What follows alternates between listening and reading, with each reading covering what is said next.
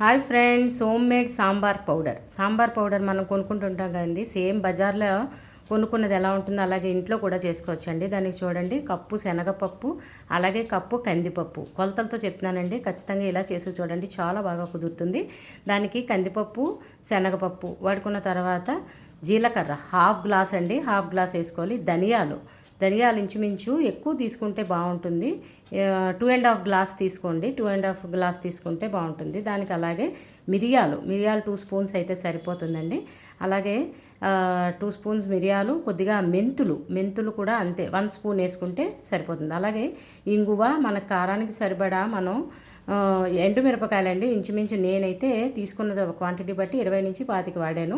అలాగే ఇంగువ కూడా 2 స్పూన్స్ వేసుకుంటే బాగుంటుంది.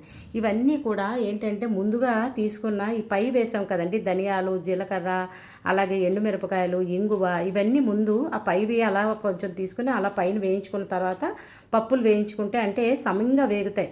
అవన్నీ ఈ ధనియం, జీలకర్ర వేరంగా వేగిపోతుంది కాబట్టి అవి తీసుకుని పక్కన పెట్టుకున్న తర్వాత మనం తీసుకున్న పప్పులు ఉన్నాయి కదండి, కందిపప్పు, శనగపప్పు, అవి కూడా మంచి కలర్ వచ్చే వరకు చక్కగా వేయించుకోవాలండి. వేయించుకున్న తర్వాత అన్నీ మళ్ళీ మిక్స్ చేసుకుని మనం లైక్ ఫైన్ పౌడర్ వేసుకున్న తర్వాత మనకి లైక్ అదంతా కారం అది సరిపోతే ఓకే. అంటే సాల్ట్ వేసుకోకుండా దాచుకుంటే మనకి నిలవ ఉంటుందండి. ఇది ఇంచుమించు మనం తీసుకున్న క్వాంటిటీ బట్టి నేను తీసుకున్నది వేళ 3 to 4 months ఉంటుందండి.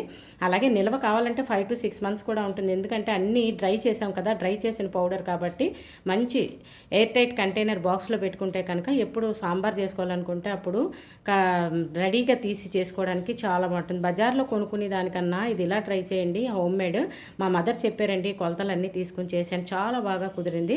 దీంతో సాంబార్ కూడా పెట్టానండి, చాలా బాగా వచ్చింది. మీరు కూడా ఈ సాంబార్ పౌడర్ ఇలా ట్రై చేసి సాంబార్ పెట్టుకుని మీకు ఎలా కుదిరిందో కమెంట్ పెట్టడం మర్చిపోకండి. ఛానల్ సబ్స్క్రైబ్ చేసుకోకపోతే సబ్స్క్రైబ్ చేసుకోండి. Thanks for watching.